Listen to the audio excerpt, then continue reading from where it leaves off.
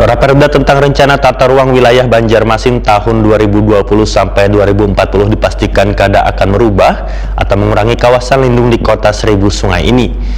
Karena sesuai dengan pembahasan, kawasan lindung wajib dipertahankan dalam rangka penataan kota ke depan.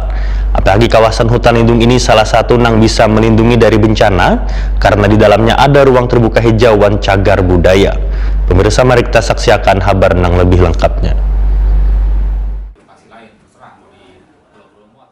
Raperda tentang rencana tata ruang wilayah atau RT/RW Banjarmasin tahun 2020-2040 dipastikan kada akan merubah atau mengurangi kawasan lindung di kota Seribu Sungai ini karena sesuai dengan pembahasan, kawasan lindung wajib dipertahankan dalam rangka penataan kota ke depan. Demikian diperintahkan Ketua Pansus RT/RW Banjarmasin tahun 2020-2040 Arupa Arif waya ditakuni Prima TV Jelang tengah hari Jumat 8 Januari 2021. Menurut politisi Partai Persatuan ini, kawasan lindung penting untuk dipertahankan karena berfungsi untuk melindungi kelestarian lingkungan hidup yang di dalamnya mencakup sumber daya alam maupun sumber daya alam buatan. Apalagi kawasan hutan lindung ini salah satu yang bisa melindungi dari bencana karena di dalamnya ada ruang terbuka hijauan cagar budaya. Anggota Komisi 3 DPRD Banjarmasin ini pun menyatakan kawasan lindung memberikan perlindungan pada kawasan resapan banyu seluas kurang lebih 914 hektar di Kelurahan Mantuil, Kelayan Selatan, Kelayan Timur, dan Kelurahan Basiri atau hampir di seluruh kecamatan Banjarmasin Selatan yang nantinya akan dikembangkan menjadi kurang lebih 1.183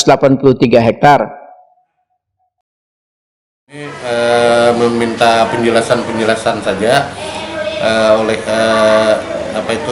oleh Dinas PUPR, kemudian dari konsultan, juga dari pimpinan DPRD, dan juga ada banyak pertanyaan dari kawan-kawan anggota pansus terkait dengan banyak perubahan yang tadinya pansus RT/RW ini 1:5.000. Ternyata dikembalikan sudah kemarin banding.